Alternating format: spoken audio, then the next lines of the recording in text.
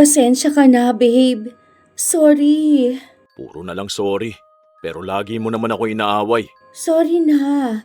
Hindi ko kasi alam yung nangyayari sa akin eh. Ikaw lang naman kasi nag-iisip ng ganyan eh. Ang bait kong tao. Kahit kanino ka magtanong. Sorry na. Oo, alam ko naman na ako lang yung gumagawa ng problema. Sorry na kung ang toxic ko. Sorry na kung hindi ko makontrol ang sarili ko, babe. Babe, huwag mo lang akong iiwan. Parang awa mo na. Ewan ko kung bakit lagi na lang ako napupunta sa ganitong relasyon. Akala ko iba ka sa mga naging ex ko eh. Mas malala ka pa pala sa kanila. Bakit? Mahirap ba ako mahalin?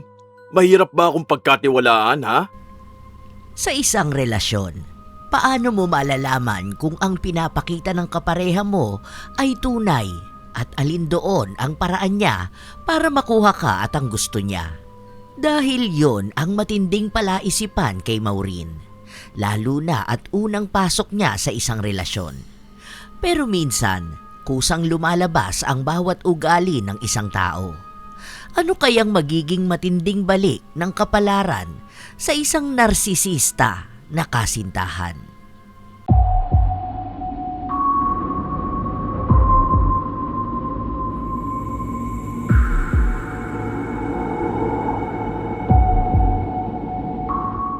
Hala, ano to? Bakit ang dami namang flowers? Hoy, ano ka ba? Gumastos ka pa talaga. Ay sabi mo kakain lang tayo sa labas. Eh dito nga eh, ang mahal pa rito. Bakit mo ba iniisip yung gastos ko? Sa ganito ako mag-effort eh. Lalo na sa babaeng mahal ko. Kaya kong ibigay sa iyo mundo. Sabi nga ng matatanda, aabutin ang mga bituin para ialay lang sa babaeng minamahal. Ganun ako magmahal. Talagang todo bigay. Ibibigay ko lahat sa iyo. Sobra pa sa tingin mong kayang maibigay ng isang lalaki. Dahil deserve mo yun. Deserve mo ang mundo. Grabe ka naman. Parang sobrang in love ka sa akin. Ano bang nakita mo sa akin ha? 2 linggo pa lang tayong magkakilala, no? Hindi mo pa nga ako kilala. Malay mo, masama pala ang ugali ko. Okay lang kahit masama ang ugali mo. Kaya ko naman tiisin yun kung magiging toyoin ka eh. Kahit ibato mo sa akin yung bangko, tatawa lang ako at sasabihin na baka wala ka sa mood. Oh, ano nga ang nagustuhan mo sa akin? Di ko alam. Alam mo, walang paliwanag kapag gusto mo ang isang tao. Kasi ang pakiramdam at pagmamahal, parang biglaan lang yun eh. Alam mo nung una kita nakita, alam ko talaga na ikaw yung babaeng mamahalin ko at pag-aalayan ko ng buhay ko. Naalala mo nung tinulungan kita kasi nabutas yung lagayan mo ng pinamili? Doon pa lang, ramdam ko na ikaw ang dawan. Hindi naman ako maganda, no? Nag-stalk kaya ako sa FB mo. Kita ko ang dami mong friends na mukhang artista at model. Ano naman ako? Uy, wag mo ang dinadown ng sarili mo. Sobrang ganda mo. Kung pwede ko lang ipahiram sa'yo ang mga mata ko, makikita mo kung paano kita nakikita. Saka, bago kita makilala noon, nagpray ako. Alam mo ba, lagi talaga yon. Gabi-gabi. Tapos lagi kong sinasabi na, Lord, please, hayaan mo na akong makilalang babaeng para sa akin. Pangako kahit na anong mangyari, hindi ko siya hahayaan na masaktan. Naniniwala ka ba sa mga sign? Mga sign?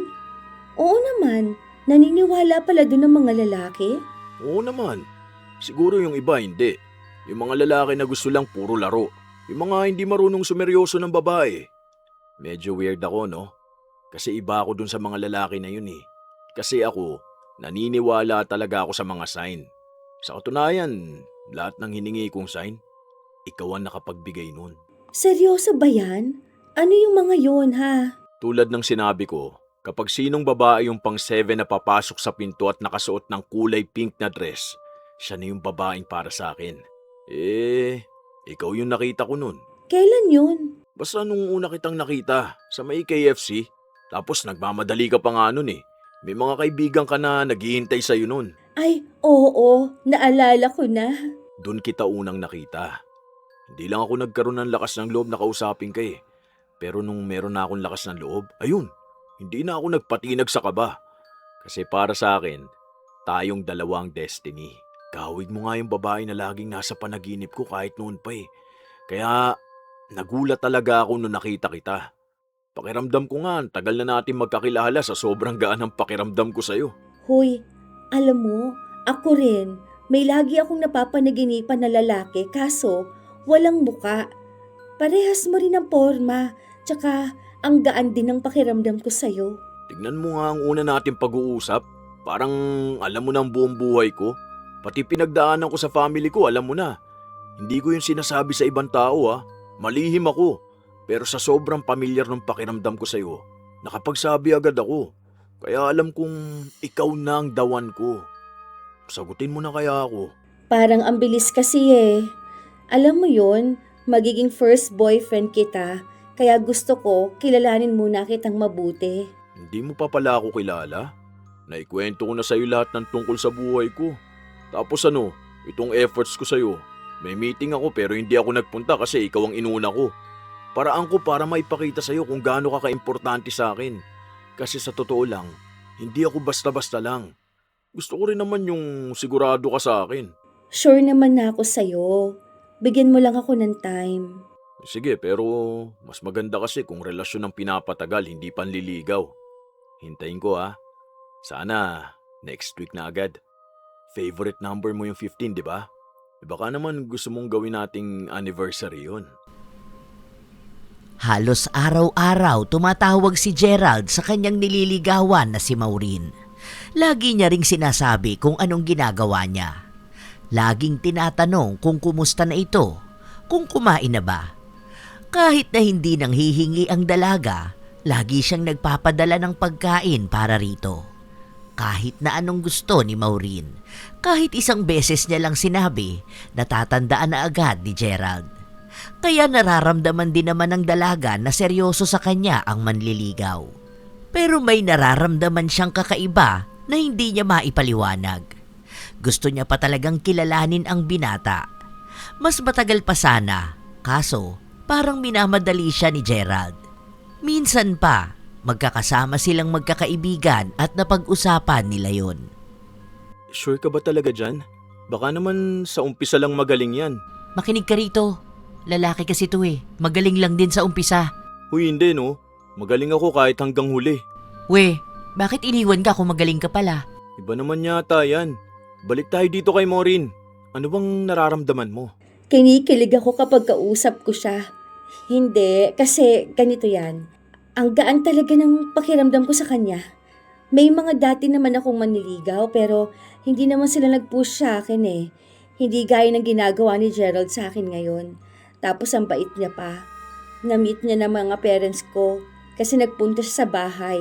Kasi sabi niya, seryoso nga siyang liligawan ako.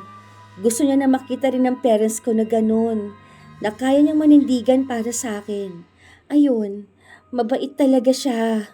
Ganito yan, isa-isahin natin ha. Kasi ang unfair naman kung magsasabi agad tayo sa umpisa lang siya ganyan. Malay naman natin, totoo naman na mahal niya tong si Maureen. Marami rin naman akong kilala na naging successful ang relationship. Pero ito kasi ang first relationship ni Maureen. Kaya hindi niya pa alam kung anong gagawin. Wala siyang comparison. Hindi niya alam kung paano ba ang tamang pagpasok sa relationship. Kaya nga sinasabi ko to, di ba? Patapusin mo na muna kasi ako. Nag-aaway pa kayo. O ayan, nag-chat siya sa akin. May meeting daw siya mamayang 4 p.m. Baka hindi raw siya makapag-reply agad sa akin. Wow, halimaw sa updates at assurance So, ayun na nga. Pakiramdaman mong maigi. Huwag mong titingnan doon sa mga kilig lang. Sa gusto mo lang, tingnan mo sa mas malalim. Paano siya mag-react kung pagod siya? Paano kanya kausapin kapag wala ka sa mood? Kasi pwedeng, may chance na ganyan talaga sa umpisa lang ng relationship. Parang okay, parang perfect, pero lalabas yung tunay na ugali pag nagtagal na. Feeling ko naman mabuti talaga siyang tao. Tapos sobrang respeto niya pa. Alam mo yun, kapag kasama ko siya, feeling ko talaga safe ako. Tapos ang alaga niya pa. Kahit na hindi pa naman kami, mahilig din siya sa dogs. Diba hilig ko nga yung ganun. Tapos mababait siya sa mga bata. Ang kalmado ng aura niya para sa akin. Ayu, in love na nga yan. Mahirap na yung payuhan. Loko ka! Oo nga, in love na. Hindi na makikinig sa payo yan. Sige, ganito na lang. Lagi mong tatandaan, pag naging kayo na, kilalanin mo siya maigi ha. Huwag todo bigay. Huwag mong ibubuhos ang buong buhay mo sa kanya. Dahil pag tumigil yan maging sweet, mabaliw ka pa. Basta, andito kami pag kailangan mo kami. Sana nga, totoong pagmamahal yan. Hindi yung nilalove bombing ka porket first time mo magkakajowa. Hayaan nyo, kapag hindi siya busy, ipapakilala ko siya sa inyo. Busy kasi yun sa business nila ng kuya niya eh. Tapos, may isa pa siyang business, yung kanya talaga. Pero kahit na busy siya, lagi siyang may time sa akin. Kaya hindi rin ako nag-aalala. Sobrang talino niya pa. Matured siya mag-isip. Ganun pa naman gusto ko sa isang lalaki. Yung kayang maging lalaki talaga. Todo kumpurihin ni Maureen si Gerald. Halatang gustong-gusto niya ang binata. Isang linggo ang lumipas, naging opisyal na silang magkasintahan. Gaya ng mga bagong relasyon, nakikita ang saya sa kanilang dalawa. Kapag magkasama, parang ayaw na nilang matapos ang araw. Parang sa kanilang dalawa na lang umiikot ang mundo at buhay ng isa't isa. Minsan pa, kumain sa labas ang dalawa. Alam mo, babe, 2 linggo pa lang tayo pero parang 10 years na kitang mahal na mahal. Feeling ko talaga tayo yung nagmamahalan ng past life natin eh. Naniniwala ka rin pala sa ganyan? Alam mo, yan din yung feeling ko eh. Kasi nung nagpa-tarot reading ako dun sa Quiapo, sinabi sa akin na yung makakatuluyan ko ngayon, siya yung nakatuluyan ko nung past life ko. Hala, ang galing. Baka nga ganun tayong dalawa, no? Ay, hindi ko akalaing naniniwala ka sa ganyan. Kasi naman, yung iba kong kakilala, sinasabi nila na parang baliw lang daw yung ganyang usapan. Na wala namang past life. Ganon. Sasabihin ko ba naman sa'yo kung hindi ako naniniwala sa ganyan? Kaya nga iba yung pakiramdam ko sa'yo eh. Halatang nagkakaintindihan tayong dalawa. Uy, bihira lang yung ganito sa relasyon ha. Wala ba sa mga ex mo yung naniniwala sa ganyan? Wala eh. Yung mga ex ko kasi ano sila, alam mo yung parang kakaiba? Hindi ko maipaliwanag. Parang kapag ako na yung nagkukwento, ayaw naman nila akong pakinggan. Weird daw ako. Alam mo yun? Parang nerdy ganun. Ayaw ng mga babae yung nerd, di ba? Hoy, hindi ah.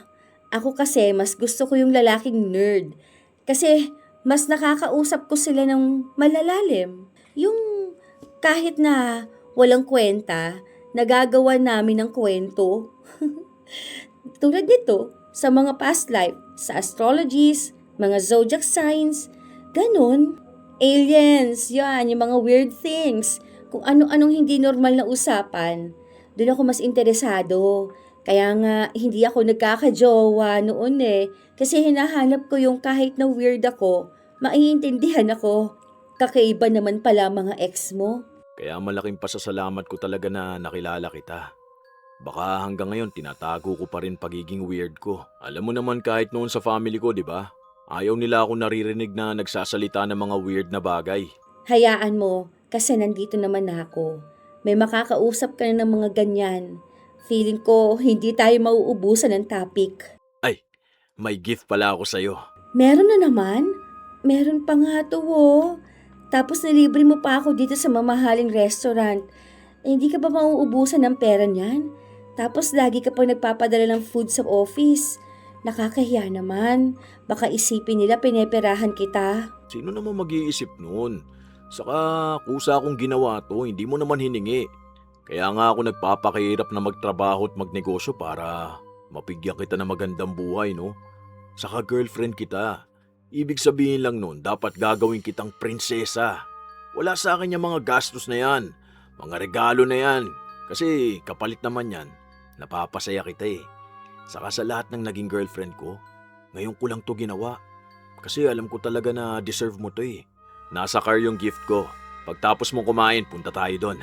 Hala, mabagal akong kumain. Sige lang, take your time. Willing ako maghintay hanggang sa matapos ka. Slow eater talaga ako eh.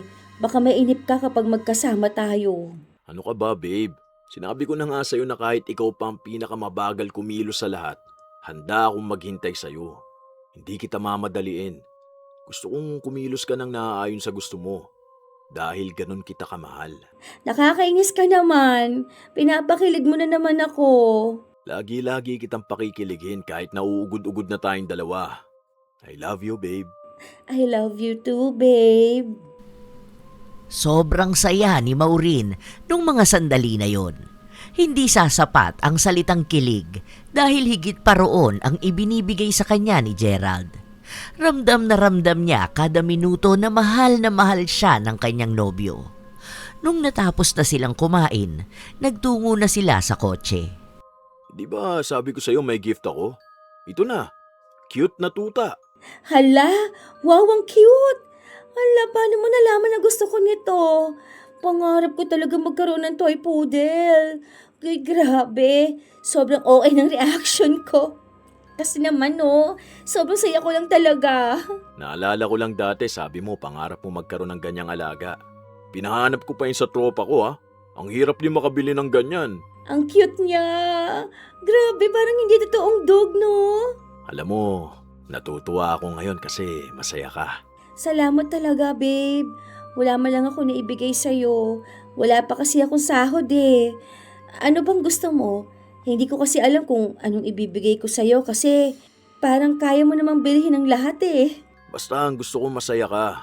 Yung ganyan reaksyon mo. Alam mo ba kung gaano ako kasaya? Mas masaya pa sa nararamdaman mo. Kasi nagagawa ko ng maayos yung part ko bilang partner mo eh. Ako na yung pinakamaswerteng lalaki kung alam mo lang. Ako kaya ang maswerte. Kasi kahit na wala akong maibigay sa'yo, andyan ka pa rin. Tapos, ganito ka pa sa'kin. Ikaw nga ang reyna ng buhay ko. Kung kaya kong ibigay pati buong mundo, ibibigay ko talaga sa'yo. Ganun kita kamahal. Basta ang gusto ko lang, makulang din yung mamahalin mo. Sawa na kasi akong lagi akong niloloko. Sana, huwag mong gawin sa akin yung mga ginawa ng ex ko. Na-trauma na ako magmahal pero nakaya kong harapin yung takot ko dahil sa'yo. Huwag mo kong iiwan ha, at ipagpapalit sa iba, ha? Pangako, hindi kita sasaktan. Hindi ko gagawin yung ginawa ng mga ex mo. Gusto kong maniwala kang may nagmamahal sa'yo. Na mahal kita. Na kahit paayawan ka ng mundo, andito ako para sa'yo. Dalang-dala si Maureen sa mga salita ng kanyang nobyo. Sa unang 2 buwan ng kanilang relasyon, inulan ni Gerald ng mga regalo si Maureen. Binigay ang lahat ng gusto nito at higit pa sa kailangan. Dinala sa magagandang lugar na hindi pa nito napupuntahan. Sinasama sa mga kinakaharap na problema. Lahat ng klase ng pantasya ng isang babae sa isang relasyon, pinantayan yon ni Gerald. Pinaparamdam niya na si Maureen lang ang lagi niyang uunahin. Para bang wala siyang buhay sa labas ng relasyon nila. Kaya hulog na hulog sa kanya ang nobya. Hanggang sa isang araw, magkakasama ulit ang magkakaibigan. Napag-usapan na naman nila ang tungkol kay Gerald. Next week, ipapakilala ko na sa inyo si Gerald. Sinabi ko na sa kanya. Sige, sakto, wala akong pasok nun. Para ma-judge na rin namin. Huwag mo namang sungitan yun, ha? Mabait yun. Saka magkakasundo kayo nun. Kasi madaldal siya eh. Ang dami nung alam na kwento. Magaling siyang makisama. Grabe naman, wala pa nga ako sinasabi, pinagtatanggol mo na. Parang alam na kasi niya pwede mong sabihin eh. Kilalang kilala ka na niya. Wala pa nga. Grabe kayo sa akin. Mabait akong tao, no? Hindi naman ako namamahiya. Ang inaaway at nilalait ko lang naman yung masasamang tao. Saka ang sabi niya naman, mabait sa kanya. Baka kasi, alam mo yun? Wala naman akong problema sa itsura. Mukha namang okay siya sa picture. Ewan ko sa personal. Ang iniisip ko lang, ang OA naman niya kasi. Alam mo yung malaprinsipe siya kung magpakitang gilas sa'yo? Talagang todo bigay lahat. As in! Kahit pa yata 2 na lang ang pera niya, ibibigay pa sa'yo pati centavos. Inilagay ka na agad sa pedestal eh. Malay mo naman ganun talaga. Ako lalaki ako. Kapag mahal na mahal ko yung babae, kahit sumugod ako sa gera gagawin ko. Minsan kasi kayong mga babae hindi nyo gets yung ganun. Akala nyo lagi kayong lolokohin. Ganun daw talaga siya. Saka sa akin lang siya naging ganito kalala. Kumbaga, ayaw na raw kasi niya akong mawala sa buhay niya. Kasi nga yung ex niya niloko siya, di ba? Tapos nababaliw daw ex niya noon. Halos saksakin na siya. May trauma nga siya eh. Isa pa yan sa concern ko. Kadalasan sa mga lalaking ganyan ang kwento, may kakaiba. Hindi naman basta baliw ang ex niya. Malamang kwento niya yun, siya kawawa. Baka mamaya pa victim siya. Baka mamaya ginagaslight niya ex niya. Paano kung narcissist pala siya? Tignan mo, judgmental ka na agad. Kaya lagi kang iniiwan ng mga ex mo eh. Bitter ka ngayon. Hoy, para sabihin ko sa'yo, ako nang iiwan sa kanila kasi wala sila mga kwenta. Kaya sinasabi ko to bilang babae na ilang beses na ring naloko. Isang babae na tanga-tanga pa magmahal. Hindi mo talaga agad malalaman ano bang hangad sa'yo ng isang lalaki. Magagaling yan sila magtago at magpanggap, no? Mga lobo na nagbabalat kayo bilang tupa. Ay, aray ah. Andito ako. Sana dalawa na lang kayo nagkita, no? Para marinig mo. Pero hindi naman lahat ng lalaki manloloko. Wala akong sinabing lahat. Ang sabi ko, karamihan. Basta ingat ka na lang. Walang ibang iniisip si Maureen dahil alam niyang mahal na mahal siya ng kanyang nobyo. Ilang araw pa ang lumipas, lagi siyang tinatawagan ni Gerald. Laging dapat magkikita sila pagkatapos ng trabaho. Dapat kahit na matutulog sila, bukas ang kamera ng cellphone kapag magkatawagan. Parang kada minuto kailangan ramdam nilang mahal na mahal nila ang isa't isa. Isang beses pa, habang nasa bahay ni Maureen ang nobyo, inaalagaan nito ang asong regalo. Babe, basta sa Saturday ha? Anong meron sa Saturday? Yung sa mga kaibigan mo? Oo, alam ko yon. Basta, paalala mo na lang din para masundo kita. Dito na lang daw sa bahay para hindi na masyadong maano sa labas. Dinner lang naman yon. Ako magluluto. Babe, what if mag-live-in na tayo? Live-in agad? Wala pa nga tayong 1 taon. Tsaka hindi pa tayo kasal. Miss na miss kasi kita palagi. Parang sobrang lungkot ko kapag hindi kita nakakasama. Sige na. Kaso nakakahiya naman yun. Anong nakakahiya dun? Ikakasal pa rin naman tayo eh. Live-in lang muna tayo sa ngayon para alam mo yun, makilala natin ang isa't isa. Kasi simula noon pa, ako lang lagi mag-isa sa bahay. Hindi ko naranasan yung lulutuan ako, yung pagising ko maaamoy ko yung mabangong pagkain. Tapos pag uwi ko galing trabaho, may masarap na pagkain na. Tapos ang sarap mo pang magluto. Sige na babe, lipat ka na sa bahay. Hindi ka na magbabayad nun ng rent. Kasi ako na ang bahala sa'yo nun. Hindi ko alam. Alam ko iniisip mo, hindi ka pa ready sa yung ganun. Pero hindi naman ibig sabihin na live-in tayo dapat may mangyayari na sa atin. Nire-respeto pa rin naman kita. Hindi kita pipilitin kung ayaw mo. Ang gusto ko lang naman yung makakasama kita, ganun. Yung lagi ka nandyan. Yung lagi tayong masayang dalawa. Sige na babe. Bakit? Ayaw mo na ba ako makasama? Siguro ang OA ko na sa paningin mo, no? Sobrang clingy ko ba? Pasensya ka na. Ganito talaga ako kapag mahal ko ang isang tao eh. Pero sige, mukhang hindi ganun kalalim ang pagmamahal mo sa akin.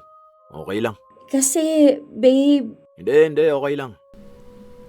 Naging malamig ang pakikitungo ni Gerald nung mga oras na yon. Tipid siyang magsalita na dati ay hindi naman. Ramdam ni Maureen na parang may pader na nasa gitna nila kahit na magkatabi naman silang dalawa. Hindi nagsasalita si Gerald. Hindi siya nakasimangot pero hindi matahimik ang dalaga sa kanyang iniisip. Ang dami na biglang tumakbo sa kanyang utak. Hindi siya sanay na tahimik ang kanyang nobyo. Paano kapag magkasama sila, ang dami nitong kwento. Hanggang sa mga sumunod na araw, ramdam ang malamig na pakikitungo ng binata. Nagpapadala naman siya ng mensahe sa nobya. Minsan naman, nagpaparamdam siya pero hindi gaya nung una na talagang sinasabi niya lahat ng ginagawa niya. At hindi umaabot ng 1 o 2 oras na hindi siya nagre-reply. Sinasabi niya rin kung may ginagawa siya o abala siya. Kaya nung nagsabado na, hindi na alam ni Maureen ang gagawin.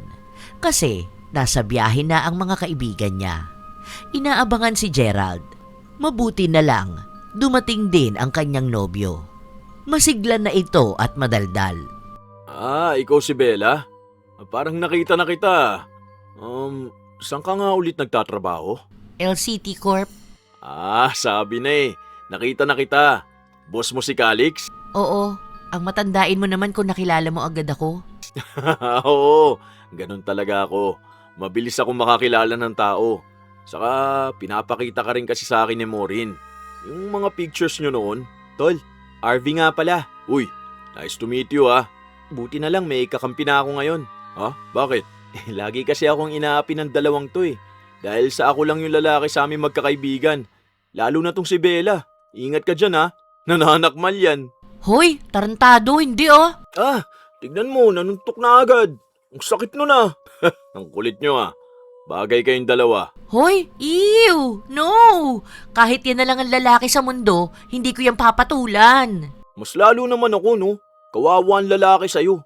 Alam nga namang ako ang kawawa. Babe, bakit ang tahimik mo? Halika nga rito. May problema ka ba?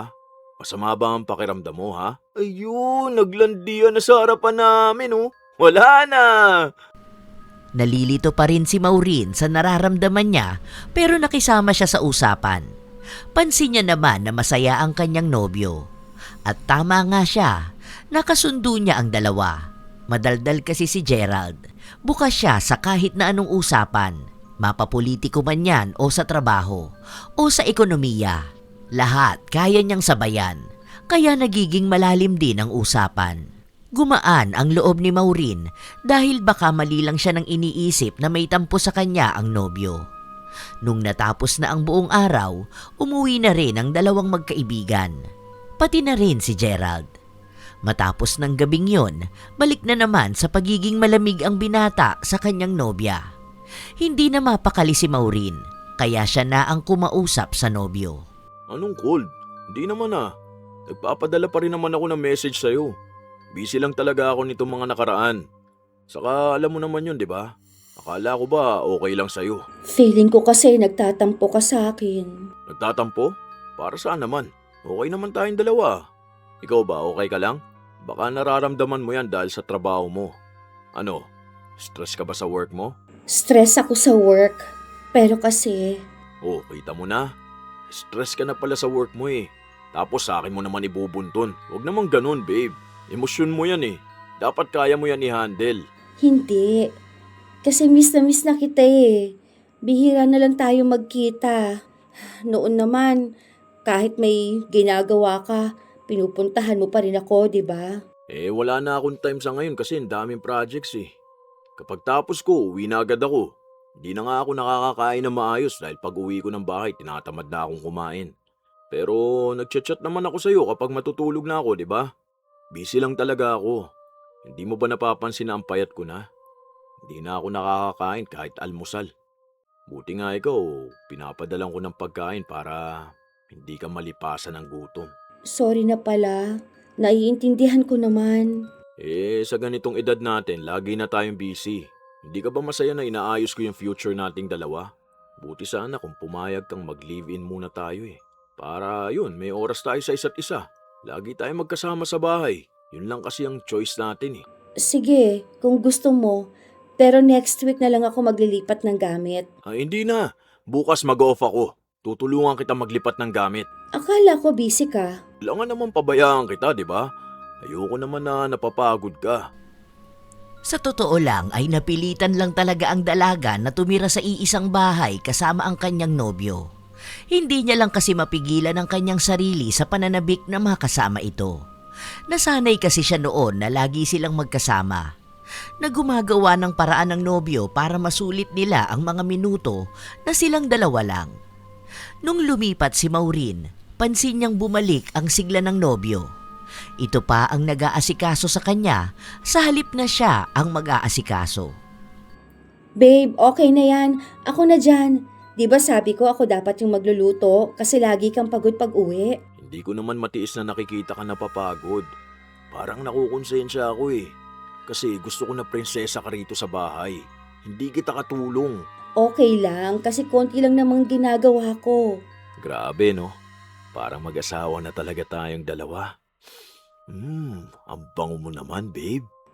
Amoy pawis ako, babe. Hindi naman ah. Ang bango mo nga eh. Babe, wait lang. Naiilang ako sa ginagawa mo. Bakit? Mag-asawa naman na tayong dalawa. Nakatira na nga tayo sa isang bahay eh. Hindi pa kasi ako ready. Gusto ko magpakasal muna tayo. Akala ko ba okay sa'yo? Oo naman. Okay lang, sige. Matutulog na ako. Ha? Eh hindi pa tayo kumakain. Paluto pa lang ito. Itabi mo na lang yung akin. Iinitin ko na lang bukas. Pagod na ako eh. Gusto ko na matulog. Saglit na lang ito. Sino naman kasabay kong kumain? Hindi kinibo ni Gerald ang nobya. Nakakaramdam na naman ng konsensya si Maureen. Hindi niya alam kung anong gagawin niya. Naniniwala kasi siya na ibibigay niya lang ang sarili niya sa lalaki na pakakasalan niya. Pero kinokonsensya naman siya ng nobyo. Halos 1 linggo na parang hangin lang siya sa loob ng bahay. Kinakain naman ni Gerald ang niluluto niya. Pero hindi na ito kasing lambing gaya noon. Kaya siya na naman ang kumausap dito. Babe, huwag ka naman na magalit sa akin. Sabi mo nun okay lang sa'yo. Bakit? Ano na naman ba yun? Ang cold mo na naman sa akin eh. Pagod ako. Bawal na ba ako mapagod ngayon? Ano ba ako, robot? Sorry na. Ang hirap kasi sa'yo, parang gusto mo ako na lang lagi mag-e-effort sa relationship na to. Lalaki ako. May pangangailangan din naman ako. Ewan ko ba? Ganun nga talaga siguro. Baka hindi pa sapat yung ginagawa ko sa'yo para pagkatiwalaan mo ko. Baka hindi ako sapat. Kaya siguro ako iniwan ng nanay ko nung bata pa ako eh. Kasi wala akong kwenta. Wala. Ganyan na yung pinapakita mo sa akin eh. Alam ko na yan. Ganyan mga ex ko kapag malapit na nila akong iwan. Babe, hindi ganun. Hindi naman kita iiwan. Mahal na mahal kita. Alam ko na yan. Narinig ko na yan. Sige lang.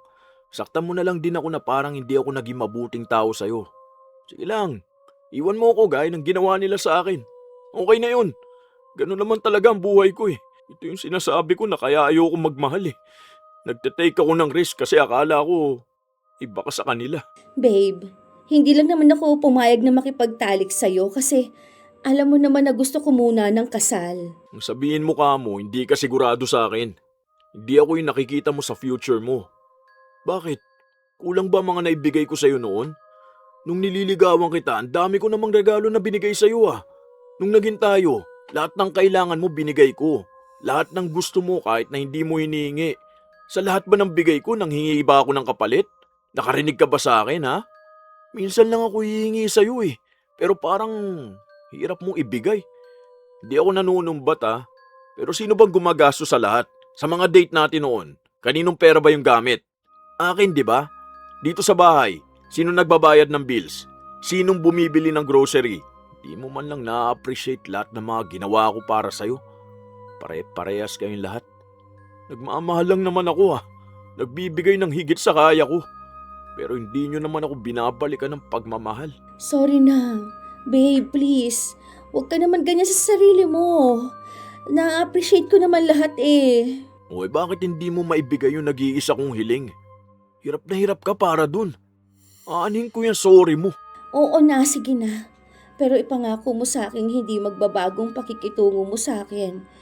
Ang sabi kasi nila, kapag nakuha na ng lalaki ang isang babae, nagbabago na ang ugali nila. Babe, kahit kailan hindi magbabago ang pagmamahal ko sa'yo. Tignan mo nga yung mga ginagawa ko noon. Di ba nagbibigay ako ng regalo sa'yo? Hanggang ngayon naman nagbibigay pa rin ako ng regalo ah. Kasi mahal kita, kaya hindi ka magsisisi sa desisyon mo. Labag sa kalooban ni Maureen pero ibinigay niya ang sarili niya. Sa ngalan ng pagmamahal, wala na siyang itinira na kahit na ano para sa kanya. Dahil gusto niyang maramdaman din ni Gerald kung paano mahalin gaya ng pagmamahal na binibigay niya. Matapos na may mangyari sa kanila, inulan na naman siya ng mga regalo ng nobyo. Bumili sila ng mga bago niyang gamit, pati na rin ang mga kailangan niya sa bahay. Nagbakasyon din sila sa ibang bansa. Lahat ng ginagawa ni Gerald sa kanya, pinapakita rin sa maraming tao. Kaya kung tatanungin ng iba, sasabihin nila na sobrang swerte ni Maureen kay Gerald. Iba raw talaga kapag mas mahal ng lalaki ang isang babae. Ang dami na ring naiinggit sa relasyon nila. May mga nagbibiro pa nga na ano raw bang klase ng dasal ang ginagawa ni Maureen kaya nabigyan siya ng isang lalaking gaya ni Gerald. Kaya sa mga sinasabi ng ibang tao, natanim na rin sa utak ni Maureen na swerte nga siya kay Gerald. Na wag na raw niyang pakakawalan dahil baka hindi na siya makakita ng lalaking ganon na mahal siya at handang ialay ang mundo para sa kanya. Hanggang sa ika-6 na buwan ng kanilang relasyon, ang daming nangyaring pagbabago. Nalilito na si Maureen sa ugali ng kanyang nobyo. Isang hapon, gustong magpaalam ni Maureen para makipagkita sa mga kaibigan niya. Alam mo naman na ngayon lang ako walang pasok eh. Bakit? Ayaw mo bang ako yung kasama mo? Minsan lang naman sila mag-aya lumabas, babe. Kung gusto mo, pwede ka naman sumama. Okay lang naman sa kanila yon. Ayoko nga lumabas ngayon. Dito na lang tayo sa bahay. Manood na lang tayo ng movies. Tapos yung aso mo, ikulong mo nga muna at nagkakalat ng balahibo rito. Ayoko pa naman maraming balahibo sa bahay ko. Maglinis ka na lang din. Uunahin mo pa kasi ibang tao eh. Dito ka na lang. Kailangan din natin mag-bonding. Kapag umalis ka, sino magbabantay sa aso mo? Alangan namang ako. Saglit lang naman ako. O kaya sila na ang papuntahin ko kaya rito, no? Ayoko ng bisita ngayon. Bahay ko to. May rules ako rito. Mababait naman sila. Nakilala mo naman na sila, di ba? Kahit na, hindi ko naman kaibigan ng kaibigan mo eh. Uuwi rin naman ako kagad. Kahit isang oras lang. Bahala ka sa buhay mo. Basta hindi ko aalagaan yung aso mo. Hindi ko pa kakainin yan. Kahit mamatay pa yan sa kulungan. Hindi pa nakakaalis si Maureen, ang dami ng pagpaparinig sa kanya ng nobyo. Kasama na ron ang hindi pag-aasikaso sa kanya at ang palagi na lang daw kaibigan ng inuuna. Para daw wala ng halaga si Gerald. Kaya sa konsensya ng dalaga, hindi na lang siya umalis. Ayaw niya kasing iparamdam sa nobyo na iiwan niya ito ng masama ang loob. Hindi rin siya magiging payapa at masaya sa labas kung lagi niyang iisipin ng nobyo. Sa pagdaan ng mga araw, hindi na nagpapakita o nagpaparamdam si Maureen sa mga kaibigan niya dahil buong atensyon niya ay nasa nobyo. Minsan pa, ang bigat ng pakiramdam ng dalaga. Umiiyak siya ng gabi kahit nakatabi niya pa ang nobyo. Inaasahan niyang malalaman o mararamdaman man lang ni Gerald ang sakit na nararamdaman niya. Pero wala. Kaya sinubukan niyang kausapin ang nobyo. Para kasing nagbabago ka na. Gusto mo na bang makipaghiwalay sa akin? Anong nagbabago? Hindi naman ah. Pansin ko kasi hindi ka naghaya dati eh. Alam mo babe, stress ka lang kaya ganyan ka. Yang work mo kasi hindi na maganda sa mental health mo. Naapektuhan na pati yung relasyon natin. Huwag mo naman damdamin yung problema mo sa office nyo. Tara, kain na lang tayo sa labas. Di ba galit ka? Hindi nga ako galit. Pero kasi nagwawala ka kanina sa kusina. Nagdadabog ka nung ikaw yung magluluto. Alam mo, ikaw lang ang nag-iisip ng ganyan. May nahulog lang kanina. Babe, sa susunod kapag may problema ka, sabihin mo sa akin ha. Para hindi ka ganyan. Para ka nagiging praning. Hindi ako galit ha. Halika nga rito. Alam mo naman na mahal kita eh. Para bang nasisiraan na ng bait si Maureen. Hindi na niya maintindihan ang nangyayari. Minsan mabait sa kanya si Gerald. Minsan naman malamig ang pakikitungo. Minsan bumabalik sa dati nitong ugali na binibigyan siya ng atensyon. Minsan naman baliwala siya. Para bang isang araw handang ialay sa kanya ang mundo, tapos biglang isang araw hindi na siya nito kilala. Kaya mas lalo pang pinag-igihan ni Maureen ang paghawak sa relasyon nila. Dahil iniisip niya na baka siya naman talaga ang may mali. Baka napapagod na sa kanya ang nobyo. Dahil sa nangyayari, nawawala na siya sa tunay niyang katauhan. Parang lagi siyang takot. Para bang lagi niyang tinitignan kung anong magiging ugali at kilos ng nobyo, pero hindi niya mahuli ang magiging pakikitungo sa kanya.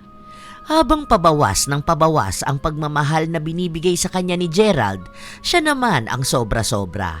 May pagkakataon pa na nagtalo silang dalawa dahil ayaw papuntahin ni Gerald ang nobya sa kasal ng pinsan nito. Kasal naman yun. Tsaka kilala mo naman yun eh. Kukunin nga akong abay. Di mo nga ako kasama na pupunta ron eh.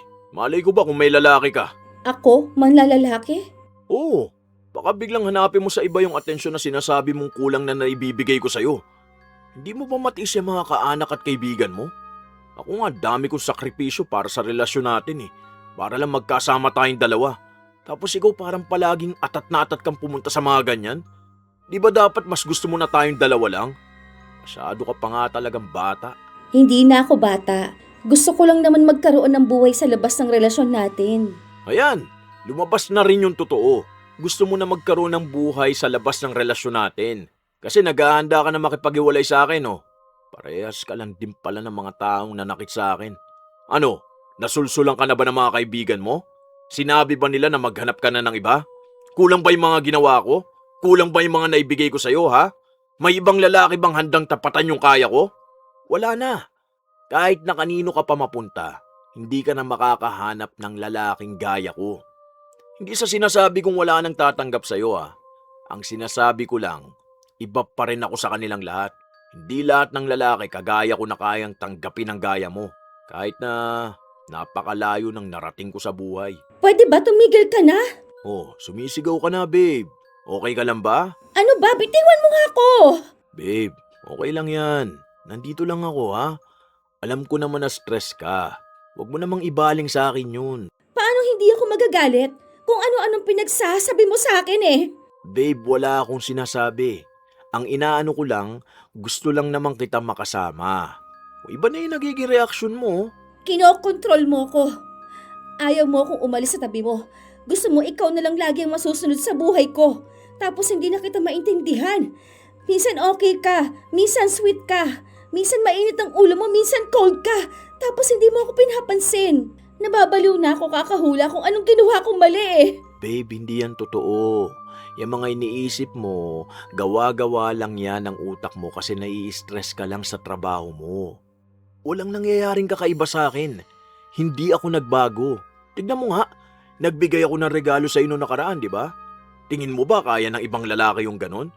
Kasi ako, swerte ka na sa akin, babe. Ewan ko. Nalilito na ako. Hindi ko na alam. Magpahinga ka na lang muna, babe.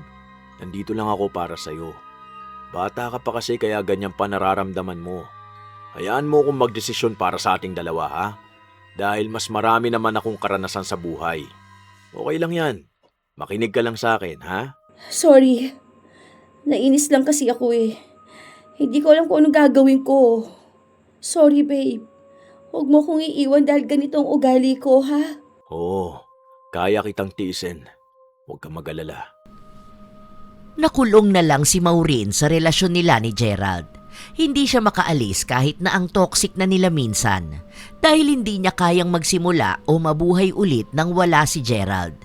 Parang lahat na nang meron siya, kay Gerald na lang niya inalay at inasa. Masyado na siyang namanipula ng nobyo. Minsan pa, paglabas niya ng trabaho, nakita niya ang mga kaibigan niyang naghihintay sa kanya. Oh, ayun na pala si Maureen. Ay, ano nangyari sa'yo?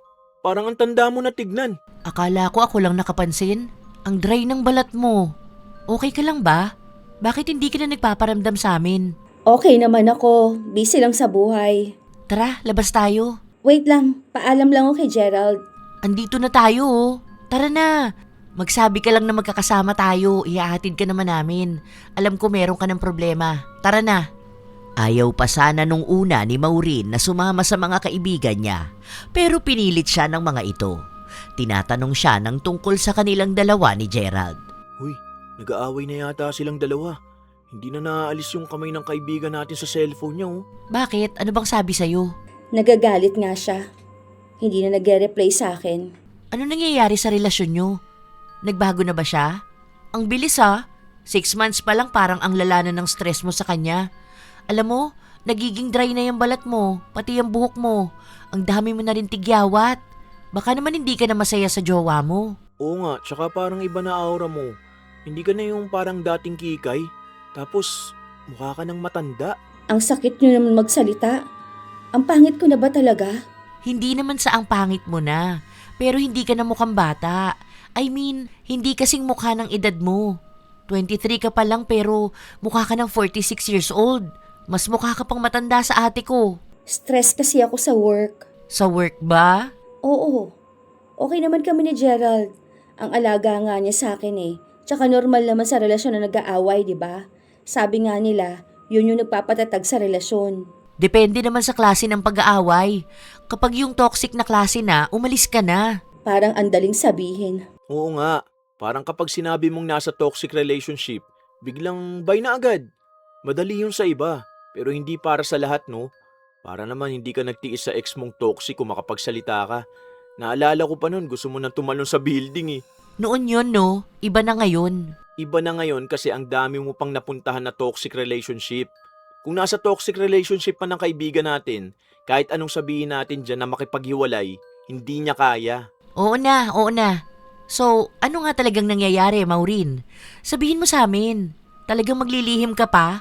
Paano ka naman namin mabibigyan ng payo niyan, ha? Wala nga. Promise, okay na okay kami ni Gerald. Lagi niya akong inaasikaso. Lagi niya rin akong nireregaluhan. Hindi siya nagbago. Yun pa rin siya kung paano ko siya nakilala noon. Mahal na mahal niya ako. Kaya mahal na mahal ko rin siya. Tsaka bakit ko naman siya iiwan? Ako na nga lang yung meron siya. Iniwan na nga siya ng nanay niya, bata pa lang siya. Tapos hindi pa siya mahal noon. Kaya ayaw kong iparanas sa kanya yung sakit na hindi minamahal. Ay, ayun lang. May mother wound. Alam na. Anong alam na? May something dyan sa jowa mo. Ako na nagsasabi sa'yo. Malaki ang chance na narcissist yan. Parang sinasabi mo namang hiwalayan ko na. Hindi naman siguro. Baka nasaktan lang talaga siya nung iniwan siya ng nanay niya. Bakit? Marami namang ganun, di ba? Mababait naman yung iba. Tsaka okay naman siya. Maayos naman kaming dalawa. Mahal na mahal ko siya. Masaya ako kapag kasama ko siya. Oo na, sige na. Pero kapag kailangan mo kami, magsabi ka lang ha. Lagi mong iisipin kahit na mahal mo siya, pag nakakalimutan mo ng mahalin ang sarili mo, hindi na yun tama. Lagi kang magtitira para sa sarili mo. Malinaw naman ang usapan, pero hindi yun maunawaan ni Maureen. Nung umuwi siya, hindi siya pinapansin ng nobyo. Halos 3 araw na malamig ang pakikitungo sa kanya ni Gerald. Hindi rin ito nagpapadala ng mensahe sa kanya, ni hindi siya kinukumusta. Para lang silang nakatira sa iisang bahay. Hanggang sa may napansin si Maureen sa cellphone ng nobyo. May nag-text sa'yo, yung Leslie. Sino yan? Investor siya ng business ko. Bakit may mga kiss at puso pa yung chat niya sa'yo? Biruan talaga namin yan. Ganyan lang yan, pero wala yan. Huwag mong sabihin na nagdududa ka. Hindi kita niloloko ha. Hindi na kumibo pa si Maureen. Nung tulog na ang nobyo, sinubukan niyang tingnan ang mga litrato ng babaeng pinagseselosan niya. Nakikita niya kung paanong dikit na dikit ang dalawa. Hindi maipaliwanag ni Maureen, pero ramdam niyang may kakaiba. Hindi lang yun basta. Hanggang sa ilang araw ang lumipas, nakita na naman niya ang litrato ni Gerald kasama ang babaeng pinagseselosan niya. Kumain sila sa labas. May mga kasama namang katrabaho at ibang kasosyo sa negosyo, pero hindi naghihiwalay sa pagkakadikit ang dalawa. Wala pa namang ebidensya, pero nanginginig na ang laman ni Maureen. Gabing-gabi na nung umuwi si Gerald. Anong oras na? Ni hindi ka man na nagsabi kung nasaan ka. Kung anong oras ka uuwi. May company dinner lang. Akala ko nagchat ako eh. Ilobat kasi phone ko tapos naiwan ko pa sa sasakyan. Ang tagal naman atang natapos. O baka may iba kang pinuntahan. Ano bang sinasabi mo? Wala ah. Ayan ka na naman eh. Ano na naman yung binibintang mo sa akin? Nag-o-overthink ka na naman. Dapat kasi natulog ka na lang. Alam ko naman na puyat kayo eh. Kaya ang init na naman ang ulo mo sa akin. Layuan mo yung Leslie na yon. Ha? Investor ng business ko yun. Bakit ko naman lalayuan? Parang gusto mong bumagsak ako ah. Kailangan talaga maging sobrang close ninyo. Kulang na lang kumandong na siya sa'yo ah. Alam mo, insecure ka lang kaya ka ganyan. Babe, hindi ibig sabihin na mas maganda yun sa'yo. Ipagpapalit na kita ron. Trabaho lang ang ginagawa namin. Trabaho? Ganun na pala magkatrabaho? Wag mo akong sigawan. Lagi mo na lang ako minamasama eh. Kapag bad trip ka, sa akin mo binubunton. Iniintindi na nga kita tapos ganyan ka pa. Minsan ang hirap mong mahalin eh. Binibigay na lahat sa'yo, ganyan ka pa. Ang toxic na ng relasyon natin dahil sa emosyon mo. Hindi mo kinokontrol. Iniintindi ko dahil alam kong bata ka pa. Pero hindi naman palaging ako na lang ang mag-a-adjust. Napapagod din ako. Tapos ayan, pinagdududahan mo pa ako. Wala naman akong ginagawang masama. Ewan ko ba? Wala na siguro akong ginawang tama sa paningin mo. Kung gusto mo akong iwan, sige na. Iwan mo na ako. Doon din naman ang punta nito eh. Iiwan at iiwan mo ko. Kahit na iniintindi kita. Kahit na ang dami ko nang binigay at ginasto sa'yo. Kahit na nagtitiis at nagsasakripisyo ako. Madali lang naman magsabi kung nasaan ka, di ba? Alam mo, hindi ka naman ganito dati ah. Ang laki ng pinagbago mo. Hindi mo man lang ba napapansin ang sarili mo ha? Hindi ka na normal mag-isip. Lagi kang praning. Akala mo lagi kang lolokohin. Alam mo kung may anxiety ka, pwede kitang samahan sa doktor para magpagamot ka. Hindi yung anlala ng mood swings mo. Damay ako palagi. Nakakapagod magmahal ng ganito. Babe, pasensya ka na. Sorry. Puro na lang sorry. Pero lagi mo naman ako inaaway. Sorry na.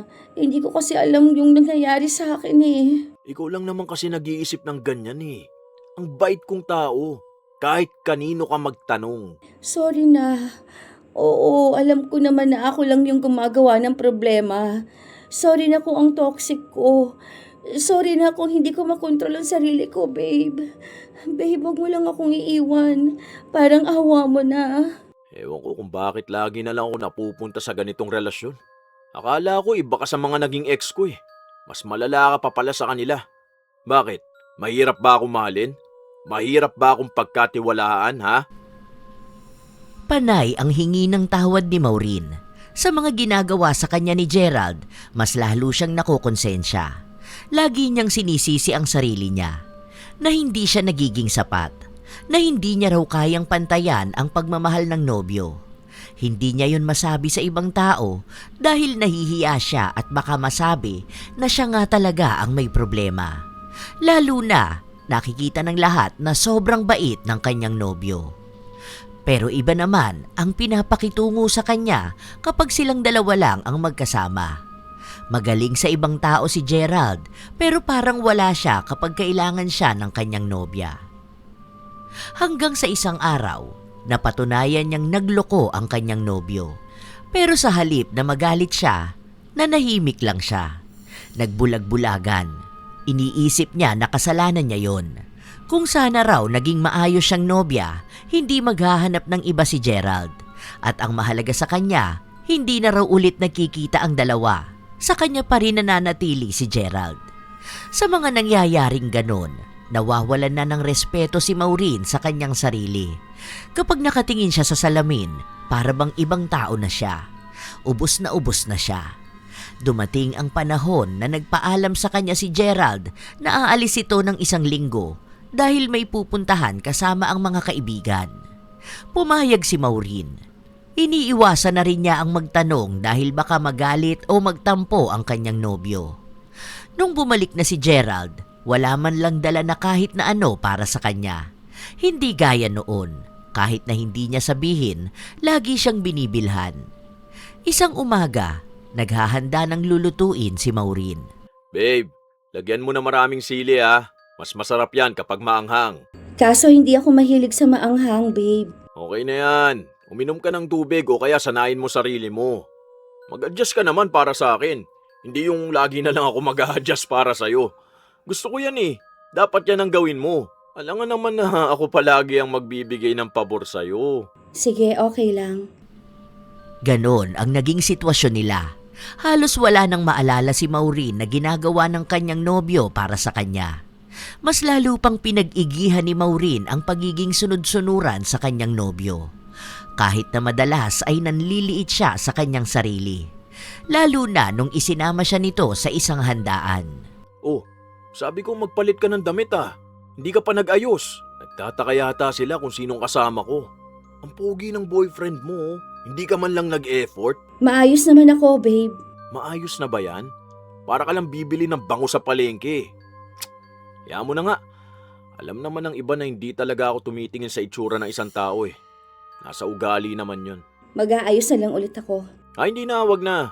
Ayan na yung mga kaibigan ko eh. Ang gaganda ng mga kasama nila oh. Yung kasama ni Joshua, mukhang model. Ang puti pa. Tapos ang kinis na mukha. Uy, bagong jowa siguro yun ni Carl. Ganda ah. Kahit sabihin na morena, ang lakas ng dating. Buti pa mga kaibigan kong gagaling mag-ayos ng mga girlfriend. Kaya na natin. Mas mabait ka naman siguro sa mga yan. Nanliliit si Maureen sa kanyang sarili. Hindi naman siya pangit nung nagkakilala sila ni Gerald. Nung bago sila sa relasyon, ang daming nagkakagusto sa kanya at nagsasabi na maswerte nga raw si Gerald. Hindi niya alam kung anong nangyari. Hanggang sa tinatamad na siyang mag-ayos. Kahit sa trabaho, parang nawawala na rin siya sa sarili. Para siyang laging lutang. Ang bilis makalimot ng mga inuutos at sinasabi sa kanya. Dati naman, kada may sasabihin sa kanya, maaasahan ang memorya niya. Ang bilis magbago lahat sa kanya. Kaya minsan kapag nagtatalo silang dalawa ng nobyo niya, may sinasabi si Gerald na ginawa o sinabi niya pero hindi naman yun matandaan ng dalaga. Hindi niya tuloy masabi kung totoo ba yun o hindi. Kasi nga, wala na siyang gaanong matandaan. Halos araw-araw na lang siyang umiiyak. Hindi na niya maintindihan ang sarili niyang emosyon. Lagi siyang nanginginig kahit na wala namang dahilan. Hanggang sa naisipan niyang makipagkita ulit sa mga kaibigan niya. Hindi siya nagpaalam sa kanyang nobyo, kaya mas lalo siyang nakokonsensya. Sige na, ano bang problema mo? Sabihin mo na. Feeling ko, ang toxic kong tao. Feeling ko hindi ko na ibibigay yung kailangan ni Gerald. Ang daming mali sa akin.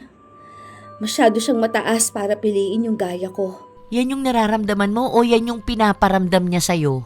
Ano ba ang mali sa akin? Bakit ba hindi ko kayang ibigay yung higit sa kaya ko? Mukhang tama ka nga, Bella. Sa'yo na muna yan. Mas kaya mo yan ipaliwanag sa kaibigan natin. Ang alin? Alam mo, pansin na talaga namin simula nung naging kayo, ang laki nang nawala sa'yo. Sobrang sirang-sira yung mental health mo. Kasalanan ko rin naman kasi. Hindi naman sana ganito kung inayos kong sarili ko. Lagi na lang kasi akong nag-overthink. Na-open mo na ba kay Gerald yung nararamdaman mo? Oo, sinasabi ko sa kanya. Kaso lagi niyang sinasabing sensitive lang daw ako.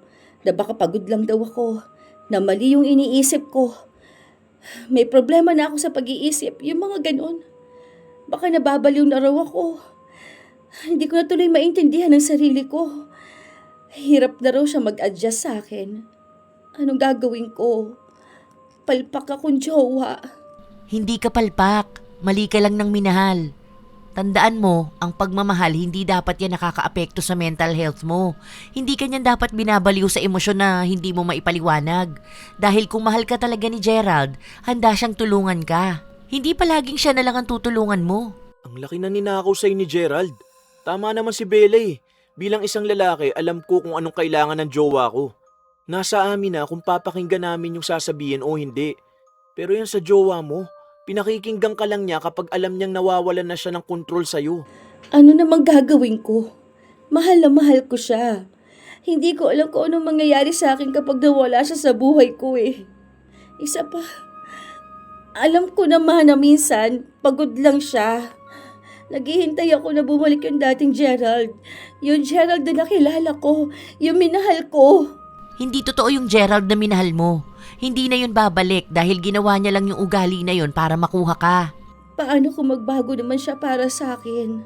Hindi na nagbabago ang mga narcissist na tao. Hindi siya magbabago para sa'yo.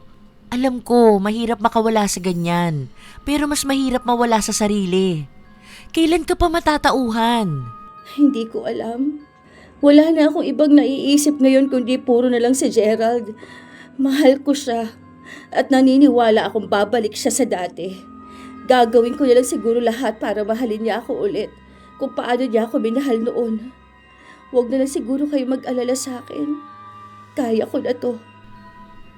Napapailing na lang ang dalawang kaibigan ni Maureen.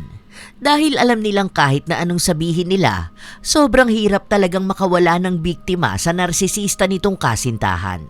Lalo na at unang nobyo yon ni Maureen. Lahat na naibigay niya. Hahanap-hanapin talaga nito ang dating pagmamahal ni Gerald sa kanya. Handa niyang talikuran ang lahat, maging ang pamilya niya dahil lang sa pangako niya sa nobyo na kahit na kailan, hindi niya ipaparanas dito ang masasakit na naranasan niya noon. Kahit na hindi alam ni Maureen na sa kanya na pinaparanas ni Gerald ang sinasabi nitong kinatatakutan niya. Hindi na natahimik ang dalaga. Lagi na lang siyang pagod. Laging ang dami niyang kailangang patunayan sa nobyo. hanggang sa sinubukan niya itong kausapin tungkol sa problema niya. Babe, nitong mga nakaraan parang ang sama ng pakiramdam ko. Burnt out din ata ako sa work. Dami kasing stress eh. Oh, bakit sinasabi mo pa sa akin? Parang gusto ko mag-leave. Magbakasyon kaya tayo. Di ba dati gano'n naman tayo? Tapos sabi mo pa nga gusto mo lagi akong dalhin doon sa mga lugar na hindi ko pa napupuntahan. Tara kaya sa Tagaytay. Akala mo ba ikaw lang ang may problema? Bakit? May problema ka ba? Oo naman. Hindi mo man lang ako tinatanong eh. Hindi mo ako kinukumusta kaya wala kang alam sa nararamdaman ko. Ano bang meron? Yung business ko, ewan ko kung ano nangyayari pero ang laki ng lugi namin ngayon. Umatras na yung iba mga investors. Wala na. Magsasara na yun kung wala akong may lalabas na pera. Ewan ko ba? Siguro tatanggapin ko na lang na mawawala na sa akin yung pinaghirapan kong negosyo. Dami kong problema. Wala man lang akong malapitan na tutulong sa akin. Yung pera ko sa December ko pa makukuha eh. 4 months pa yun. Hala, sayang naman yun. Ang dami mong sakripisyo doon. Wala eh. Ganun talaga. Hindi ko naman hawak ang panahon eh. Kung magsasara yun wala. Alam ko iniisip mo, palpak ako, na hindi naman pala ako magaling. Hindi totoo yan. Hindi ka palpak. Gawan natin ang paraan. Paanong paraan? Buti sana kung pautangin mo ko ng 150k. Wala akong ganyang pera. Maliit lang ang ipon ko. O sige, pabayaan mo na lang ako. Ako na lang iisip ng paraan. Hindi pwede. Partner tayo. Dapat dalawa tayo mag-iisip ng paraan. Dapat tayo yung magtutulungan. Dapat pala nag-ipon na lang ako. Yung mga pinanlibre ko sa'yo noon, itinabi ko na lang para hindi ako ganito kaproblemado ngayon. Hindi mo rin naman kasi na-appreciate yung ginawa ko na yun eh. Lagi mo ako hinahanapan. Tapos ganito, wala kang maitulong sa akin. Ako pa rin ang re-resolve sa problema ko. Hindi lang din naman to sa problema ko eh. May kung ano pang sumasakit dito sa balakang ko. Huwag mo namang sabihin yan, babe. Gagawa ko ng paraan. Uutang na lang muna ako sa mga kaibigan ko. Baka naman... aray! Ang sakit ng balakang ko. Grabe! Hala, babe! Huwag ka munang kumilos. Bakit ba? Ano bang nangyari? Nabangga ka ba? May tumunog ba banda sa balakang mo? Hindi ko nga alam. Nung nakaraan pa to ganito eh. Hindi lang sumasakit na malala pero ngayon aray ko. Ang bigat. Parang may kung anong nakapatong sa balakang ko. Dali na nga kita sa ospital. Ano ba yan? Hindi mapakali si Maureen dahil ayaw niya pa naman sa lahat ay yung nasasaktan ng nobyo niya. Nang madala sa ospital si Gerald, wala namang nakitang sakit. Pero iniinda niya ang balakang niya. Iika-ika rin siyang maglakad at hindi pwede na dire-diretso siyang lalakad. Dapat may pahinga. Ang akala nila nung una, namana ni Gerald ang sakit ng lolo niya. Ganon din daw kasi yon noong buhay pa. Iika-ika maglakad dahil sa balakang. Ang kaso, sa lolo niya naman ay dahil nabundol yon ng sasakyan noon. Sa kanya naman, kusa lang sumakit. Hanggang sa lumipas ang ilan pang mga linggo, hindi na makaalis ng bahay si Gerald. Ay, buisit. Bakit hindi na ako gumaling? Aray ko, ang balakang ko. Akala ko ba magpapatawag ka ng manghihilot? Oo, papunta na nga mamaya eh. Nag-absent na lang ako sa work para masamahan kita. Simpleng effort lang naman yan at sakripisyo kumpara naman sa mga nagawa ko sa'yo noon. Grabe, ang sakit. Huwag ka mag-alala, babe. Aalagaan naman kita hanggang gumaling ka. Yun naman talaga dapat ang gagawin mo, di ba? Kasi dapat bumawi ka sa akin. May sakit ako, oh. Oo naman. Kaya nga andito ako palagi. Sana naman gumaling ka na. Yung sa negosyo mo pala, try ko na lang mag-loan. Ayaw akong pautangin ng mga kaibigan ko eh. Kita mo na? Tapos tatawagin mo pa rin silang kaibigan matapos ang lahat? Di ba nga dapat aray, kumikirot na naman. Huwag kang malikot sa higaan, aray. Naggalaw na naman kasi kaya sumakit na naman ang ganito eh. Aray ko. Hindi umaalis si Maureen sa piling ng kanyang nobyo. Talagang kahit napagod na siya, inaalagaan niya pa rin ito. Isinasantabi niya palagi ang sarili niya para maipakita lang na mahal niya si Gerald. Kahit walang tulog, kahit walang kain, aalagaan niya ang nobyo. Hanggang sa lumipas ang 1 buwan, hindi pa rin makatayo ang binata. Pumapayat ang katawan nito, pero tila ba lumolobo naman ang bandang balakang niya. Habang inaasikaso ni Maureen ang nobyo, natabig niya ang herbal na gamot na iniinom nito. Hala, sorry babe, hindi ko napansin. Palitan ko na lang ang damit mo ha. Sorry talaga. Ano ba yan? Di naman kasi nagdadaan-daan eh. Nakakabwisit. Ano na lang iinumin ko? Kunti kang pa akong malunod sa iniinom ko. Sinasadya mo ba yan? Papatayin mo na ba ako? Kasi ano, wala ka ng pakinabang sa akin? Pare-pareho lang talaga kayo ng ibang babae. Habol lang sa akin palagi kung anong kaya kong maibigay. Hindi ko naman sinasadya babe.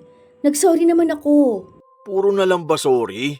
Di ka naman nagbabago. Ang sakit mo naman magsalita. Pwede ba wag ngayon? May sakit na nga ako oh. Anong gusto mo? Sa'yo pa ako maawa ha? Hindi ba mas nakakaawa naman ako? Ang dami ko nang problema sa buhay eh. Ito na naman. Kumikirot na naman. Aray ko. Ikaw kasi! Oo na, sorry na. Sorry na babe. Tulungan mo na lang ako na ma-resolve ang mga problema ko kaysa maging problema ko. Dadagdag ka pa kasi. Si Maureen na naman ang sumasalo sa kanyang nobyo. Sa buong relasyon nila, ni hindi niya narinig na humingi ng tawad si Gerald o kahit man lang akuin ang kamalian nito. Lagi siyang nakakaisip ng ibabato pabalik kay Maureen para ang dalaga ang hihingi ng tawad. Laging baliktad din ang mga kwento niya. Siya ang biktima at nakakaawa habang si Maureen ang lalabas na masama sa relasyon. 1 beses pa, dumayo sa bahay ni Maureen si Bella. May dala itong pagkain. Akala niya naroon na ang kaibigan niya pero pauwi pa lang pala. Kaya naghintay na lang siya sa labas. Maya-maya pa, dumating si RV. Kasama na niya si Maureen. Oh, saan kayo nakita? Pauwi ako, nakita ko siya naglalakad. Ang layo pa dun oh. Nagtitipid kasi ako. Tutulungan ko nga si Gerald doon sa business niya. Sus, tutulungan mo pa yun eh, lubog na nga siya. Iwan mo na kasi siya. Wala ka na mapapala sa lalaki na yan. Paghihirapan mo lang makisama sa kanya, tapos nun ikaw lang pagmumukain niyang masama. Tara na nga. Teka, bakit may ibang sandals dito? Kanino to? Aba malay ko, kanina pa yan dyan eh. Baka may bisita yung jowa mo. Baka pinsan o kaya kapatid niya, ganun. Sige, alis na ako. May inuutos pa sa akin eh. Kayo na lang munang dalawa dyan ha. Hindi naman sila maayos ng kapatid niya. Tsaka nasa ibang bansa yun. Galit nga siya doon, di ba? Pumasok sila sa loob ng bahay kung saan nakita nila si Gerald na may kasamang ibang babae. May suot namang damit, pero mukhang may naganap na kakaiba sa kanilang dalawa. Umalis din naman agad ang babae, ni hindi man lang nagpakilala. Sakit ng balakang ko. Sus, nanakit yan kakabayo mo. Sumakit bigla nung nahuli ka? Ano ba sinasabi mo? Saka, anong ginagawa ng mga yan dito? Kala ko ba hindi mo na kaibigan yung mga yan dahil hindi man lang nila tayo tinulungan? Wala na. Kapag inaway kita, nakakakuha ka na naman ng atensyon. Dapat sa'yo hindi pinapansin. Narcissist ka eh. Baka ikaw ang narcissist. Palsin mo nga yan. Huwag mo sabihin na bulag-bulagan ka pa rin sa nakita mo, Maureen. Hindi na pagmamahal yan. Dahil ang pagmamahal, hindi ka gagawing tanga ng panghabang buhay.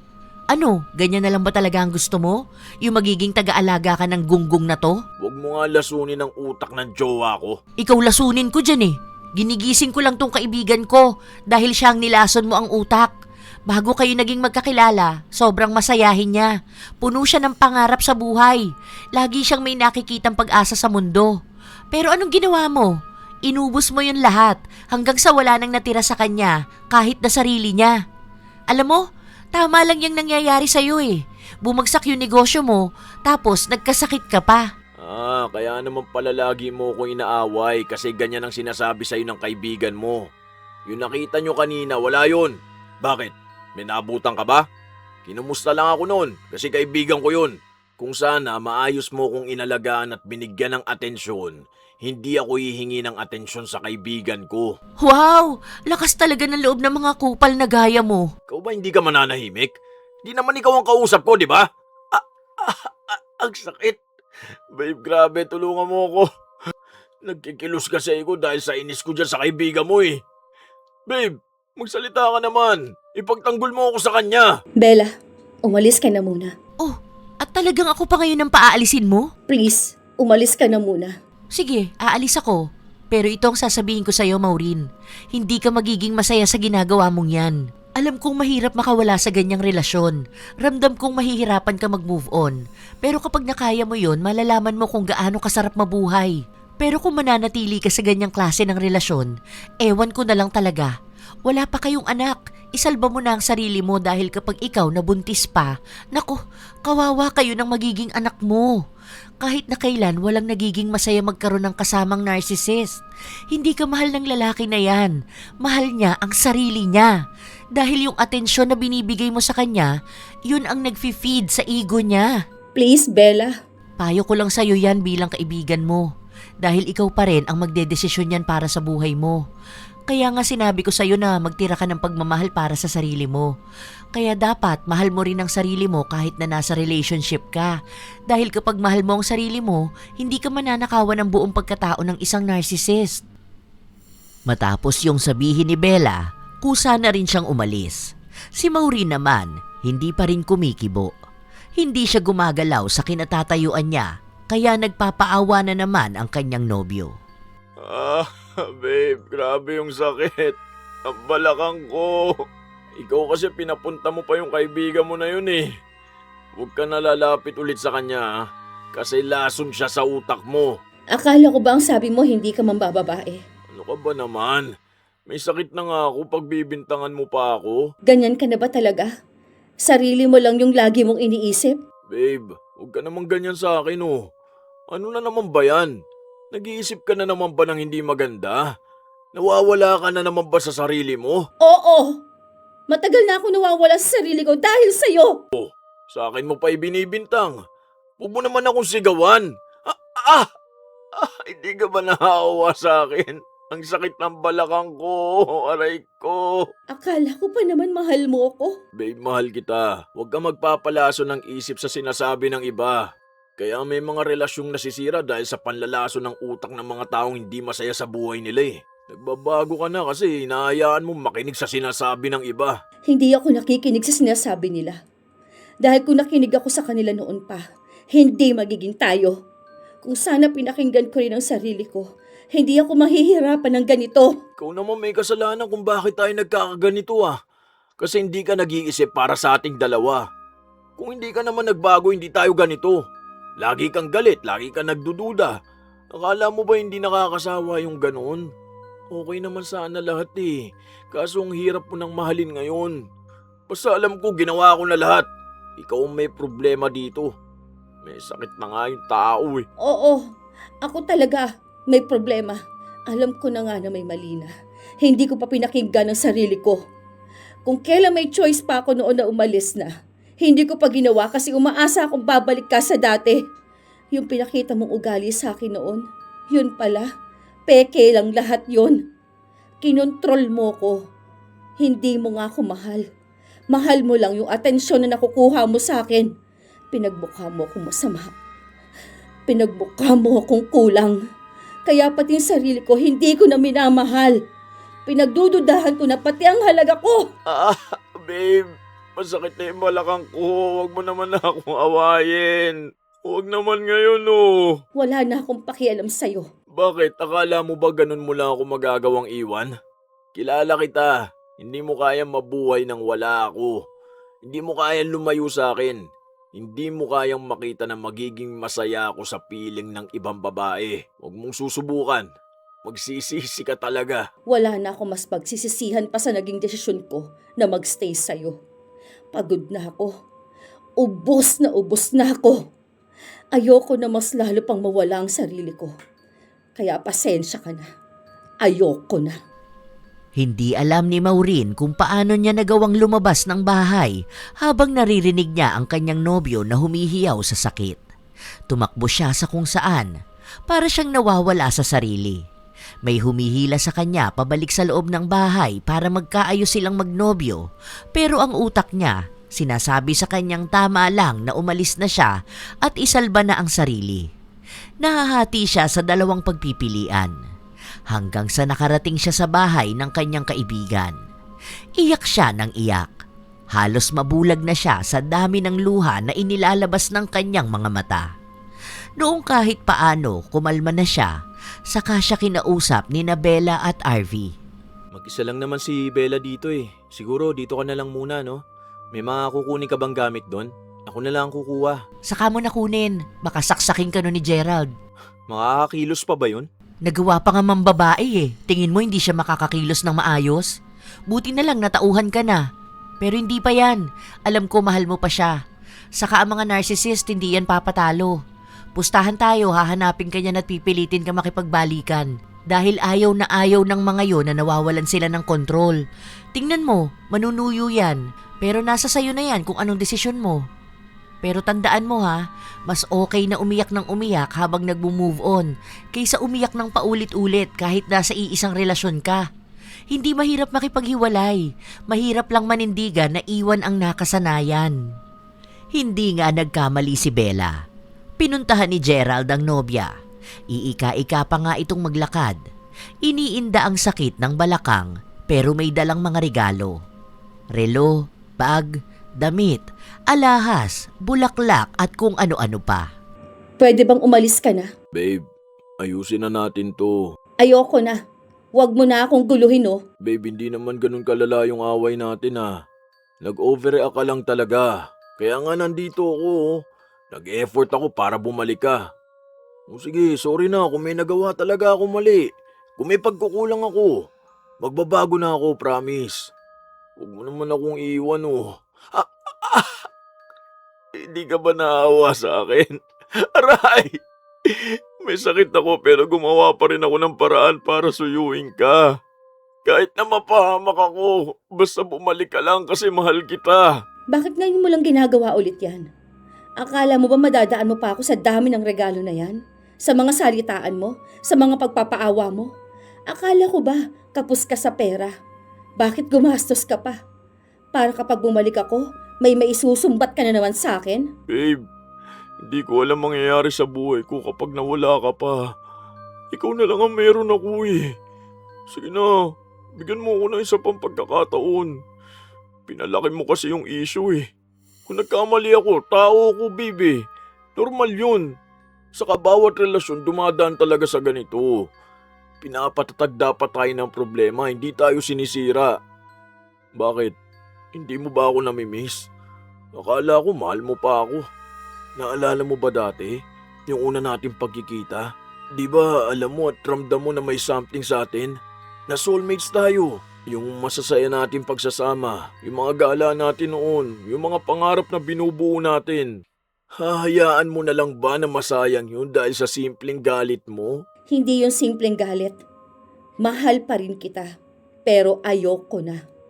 Hindi ko na nakikita ulit ang sarili kong magmukhang kawawa, maipadama lang sa'yong mahal kita. Kaya nga ako magbabago, di ba? Wala na. Ayoko na. Hindi na ito mag-work. Pagod na ako. Gusto ko munang ipahinga ang utak ko at ang sarili ko. Naaawa na ako sa sarili ko eh. Sa sobrang pagmamahal ko sa'yo, nakalimutan ko na may buhay pala ako. Masaya yung mga alaala natin. Pero hindi ako magpapadala sa mga alaala na yon para magdusa lang ulit. Pasensya ka na. Kung maliit na bagay para sa iyong dahilan kaya tayo naghiwalay. Ibig sabihin, hindi mo ako kilala. Hindi mo ako mahal. Kasi sa mga sinasabi mo, pinapalabas mo pa rin ikaw pa rin na mabuti, habang ako naman yung sumira sa'yo. Kaya pasensya ka na. Dahil kahit mahal kita, pagod na ako. Mahirap man pero pinanindigan ni Maureen ang kanyang desisyon. May pagkakataon pa nga na parang gusto niyang makipagbalikan. Mabuti na lang may mga kaibigan siyang handa siyang damayan. Noong una, Hindi siya nilulubayan ni Gerald, pero napagod din ito kaya humanap na lang ng ibang babae. Ang nabalitaan na lang ni Maureen, siya na ang sinisiraan ng dating nobyo sa bago nitong kasintahan. Siya raw ang dahilan kung bakit nagsarado ang negosyo ni Gerald. Kasi raw, lagi siyang nagpapabili. Magastos siya at mukhang pera. Sa kanya rin sinisisi kung bakit may sakit sa balakang si Gerald. Hindi na kasi gumaling yon at ang sabi, kada malamig ang panahon ay naglulupasay sa sakit si Gerald. Saka na lang nalaman ni Maureen na pinakulam ni Bella ang dating nobyo dahil sa inis nito. Hindi na nga lang maalis ang kulam. Pinabayaan na lang din yon ni Maureen. Naaawa na lang din siya sa bagong nobya ni Gerald dahil yun naman ang dadanas ng paghihirap niya noon. Mas mahirap na nga lang kasi naging alagain na si Gerald. Mayabang pa rin ito at para bang hindi siya kayang palitan at kalimutan ni Maureen. Sa ngayon, masakit pa rin sa damdamin ng dalaga ang hiwalayan nila. Pero unti-unti na niyang naibabalik ang sigla ng sarili. Malaking aral din sa kanya yon na huwag basta papayag na pumasok sa ganong klase ng relasyon. At kung mararanasan niya ulit, alam na niya kung kailan dapat aalis. Minsan, mahirap talagang malaman kung tunay ba ang intensyon ng isang lalaki sa kanilang nililigawan. Dahil sadyang may mga lalaki na magaling mahuli ang pantasya ng mga kababaihan habang sa huli ay magbabago. Maraming narsisista na tao, magaling magpaikot at magpaawa. Magaling lang kapag may kailangan pero malamig makitungo kapag hindi na pagbibigyan. Mahilig mambaliktad ng kapareha, magaling magmanipula para laging sila ang nasusunod. Ang gawin ay kilalaning maigi ang isang tao dahil madaling magpanggap. Hindi lahat ng mabuti sa simula ay tunay na mabuti. Huwag gawing bahagi ng pagmamahal ang pananatili sa sakit. Matutong magtakda ng hangganan at huwag ibigay ang sarili ng buong buo. Mas mabuting piliin ang katahimikan at respeto kaysa manatili sa relasyong unti-unting sumisira sa pagkatao mo. Ang tunay na pagmamahal ay hindi nakakasakal, hindi nakakaubos at lalong hindi naglalaro ng emosyon. Naway lahat ng nasa kaparehas na sitwasyon magawa ninyong makalaya sa inyong mga narsisista na kasintahan. Kayo ba mga apo? Naranasan na ba ninyong magkaroon ng ganitong klaseng karelasyon? Paano ninyo nagawang makalaya? Paano ninyo nakayang talikuran ang maling pagmamahal? Maaari kayong magbahagi ng inyong kwento at naway may hatid itong magandang aral para sa inyo. Ito ang inyong Lola Telang at maraming salamat sa palagi ninyong pakikinig mga apo.